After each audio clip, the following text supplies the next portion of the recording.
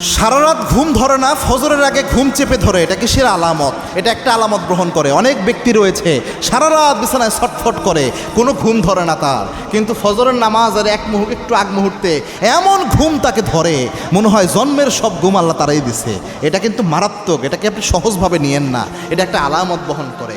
আল্লাহর হাবিব সাল্লাল্লাহু আলাইহি সাল্লামের একটা হাদিস রয়েছে, ওই হাদিস অনুযায়ী বোঝা যায় আল্লাহ তার যে বান্দাকে ভালোবাসেন, ওই বান্দার ইবাদতের যে মজা রয়েছে, ইবাদতের জন্য আল্লাহ রাব্বুল আলামিন ওই বান্দাকে সুযোগ করে দেয় এবং ইবাদতের স্বাদ ওই বান্দাকে আল্লাহ বাড়াইয়া দেয়।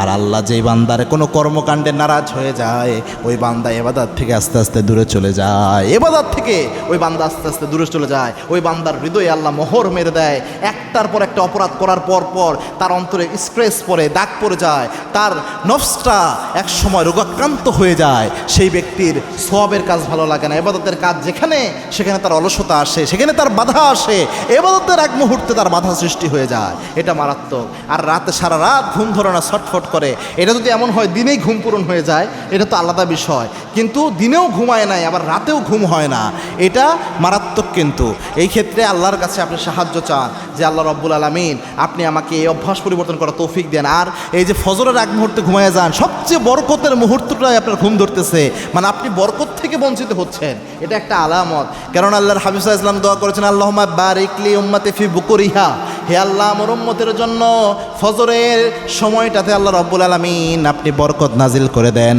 আর এক হাদিসে এসেছে, মান সাল্লাস সুবহা ফাহুয়া ফি জিম্মাতিল্লাহ, ফজরের নামাজ যে আদায় করে সে ব্যক্তি আল্লাহর জিম্মাদারিতে চলে যায়। এই জন্যে আল্লাহর জিম্মাদারের শ্রেষ্ঠ নামাজ ফজরের নামাজ। তার আগ দিয়ে আপনার ঘুম চেপে ধরে, ফজরের নামাজ না পড়ে আপনি ঘুমাইয়া যান, এই আলামতটা এটা কখনোই ভালো আলামত হতে পারে না। আল্লাহর কাছে মাফ চাওয়া উচিত।